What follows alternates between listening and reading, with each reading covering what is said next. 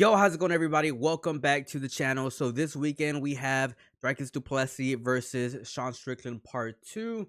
In a very interesting card that I would say, because a lot of people seem to believe that UFC 312 seems to have a lot of fights that just don't catch anybody's interest, and I would have to agree. I think that Tatiana Suarez versus Zhang Weili fight is pretty good, and of course the main event's pretty good. But besides that, there's not that many fights in this card that are just like, damn. I can't wait to watch this one if I'm just being completely honest. But who knows, man? Maybe one of these fighters just puts on a really, really good performance, and maybe some opinions start changing. But it all depends on the performances that we see from some of these fighters in this card. Nonetheless, the main event and the co-main event are definitely the big draw. I think that it was pretty interesting yesterday at the press conference that it was literally Tatiana Suarez and Zhang Weili and Du Plessis and Strickland only on the press conference. Usually we do see a lot more fighters at the tables, but that didn't really seem to be the case. Anyways, Du Plessis versus Strickland, in my honest opinion, it's gonna be a good fight. It's gonna be a very, very good fight. I think that Du Plessis definitely hit a passing point now that we know that he is a championship level fighter. He beat Sean Strickland.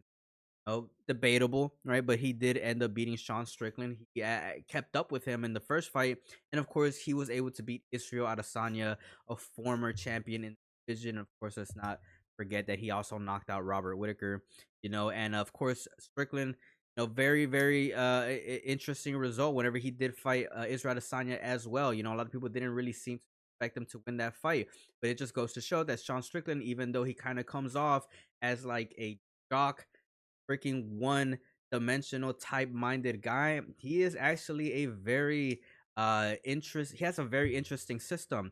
He does have a bladed stance, more of a bladed stance that we're used to from MMA fighters. Usually when it comes to MMA, there is a lot more guys that have more of a square stance because people are always trying to have a base or a disposition where they're trying to defend against takedowns. And of course, Sean Strickland, is a guy that if somebody tries to go for a takedown, of course, Sean Strickland is going to try to defend it. But his main offensive schemes seem to revolve around his boxing. And last fight that he had against Dricus Du Plessis, let's just be honest, man. It looked like Dricus Du Plessis got his ass whooped. Like his freaking face was swollen, his eye was halfway shut. And Sean Strickland did a really, really good job at landing, especially in round 4 and 5. In that last fight, in my honest opinion, I think Strickland found a lot of success in the later rounds because Dricus Du Plessis did start, lacking in a little bit of his defensive prowess, if I'm just being completely honest. And usually with the later rounds, that's usually what people remember, right? Especially in some of the later rounds where Sean Strickland did catch Du Plessis with hard fights. That probably could have been the reason why so many people out there believe that Sean Strickland actually won that matchup. But if we go back and watch it, we can definitely see that Du Plessis. But like I said, in my honest opinion, I think that Sean Strickland should have won the first one. But anyways, we're gonna have the part two. Sean Strickland has a opportunity to redeem himself. And I love Sean Strickland. I think that he has a lot of things to say, and sometimes I agree with some of the things that he says. Sometimes I think that you know, um, probably just playing a character, to a certain extent. You have to like kind of read between the lines of what Sean Strickland is because, of course, he is an entertainer. Let's not forget that Sean Strickland is an entertaining type of person. He is an entertainer at the end of the day. That's what made him, who he is. That's what gave Sean Strickland his stars. But he does have a lot of truth in what he said, regardless of whether or not he stays in character. There is a lot of truth Sean Strickland has to say. I think that some of the messages that aren't received that well because of how he says things. But regardless of that, we have to pay attention to what the message actually is whenever we hear. Now, with all that being said, we have to give Sean Strickland his props. Like I said, good fighter, good system, defensively responsible, interesting base, having a boxing dependent type of style, having a very responsible high guard defense, able to switch hit if need be, able to defend defenses. I'm just gonna go ahead and be honest, man. I think Duplessis is gonna. I think Dricus. I like Sean Strickland. I think he's a good fighter. I think right now in the middleweight division is top three, top four fighters in the middleweight division. If he loses his fight, I think they're probably gonna try to set him on Chimaev. If I'm just, but from what we saw from Dricus Du Plessis whenever he fought Israel Adesanya, I think that Dricus Du will see, in the middleweight division because, like I said, I said this like videos ago. Dricus Du Plessis is a fighter that he doesn't have the best looking technique. Like if you're trying to find a picture perfect technique on how to throw a jab or how to land a 1-2 or how to catch or parry punches, I don't think that Dricus Du Plessis is your guy.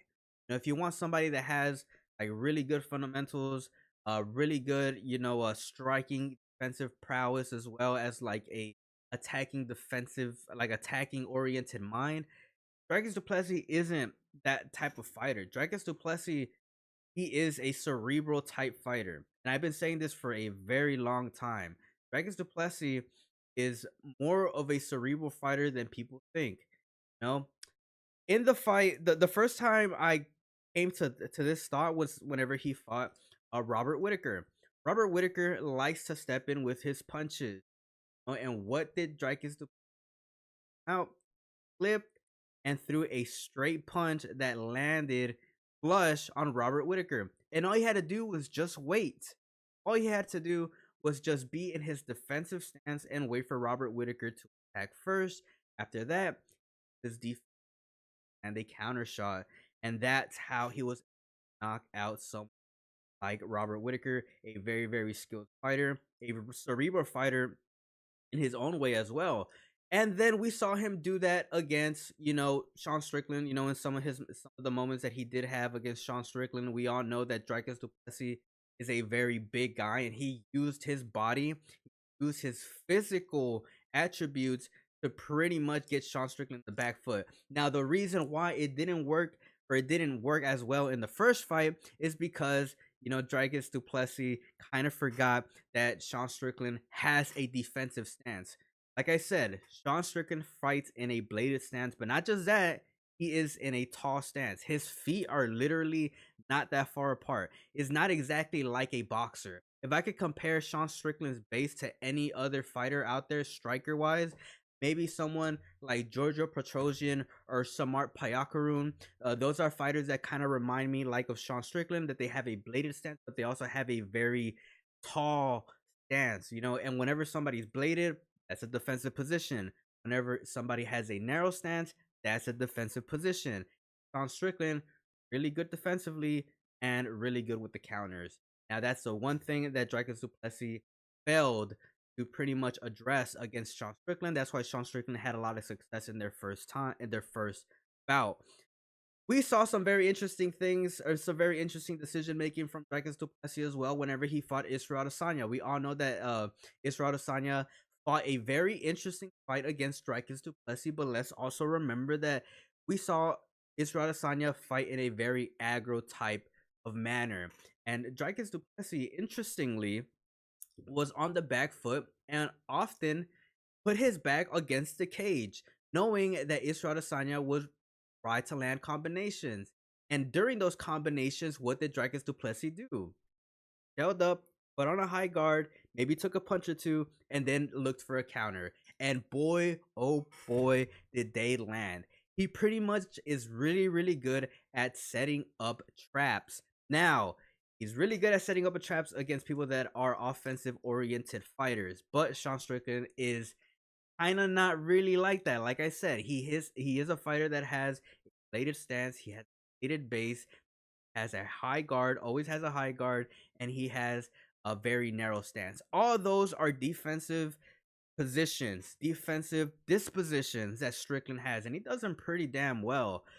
But if Dricus Du Plessis is able to pretty much get Sean Strickland to get into bad positions, in my opinion, by using some wrestling, we could see Duplessis probably take, right? Sean Strickland's a very tough guy. I don't think that, I don't think he's gonna get knocked out.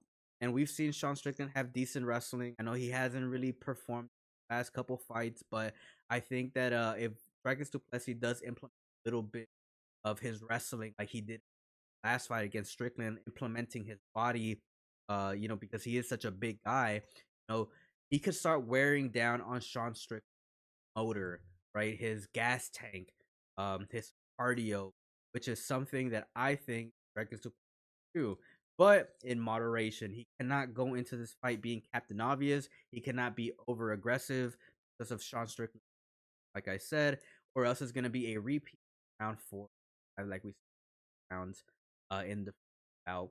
But if Drake is to fight, doing everything that he needs, like in rounds 1 of the first bout, and also in wrestling, I think they win each and. But we will see. At the end of the day, this is just MMA, ladies and gentlemen, and I wasn't part of their training camp. I'm just going based off some of the I saw on their first fight. And granted, I did watch that fight a couple times. But at the end of the day, I'm not strong, But I wish we could come one day where we could sit down and film actual fights and do it live stream. Like I said, more UFC just doesn't like it whenever we share content, even if we do it in an educational manner. They like it. But anyways, hopefully you guys enjoyed this video. If you guys disagree or agree with anything that I had to say, let me know what you guys think down in the comment section below. As always, is a pleasure. Peace out.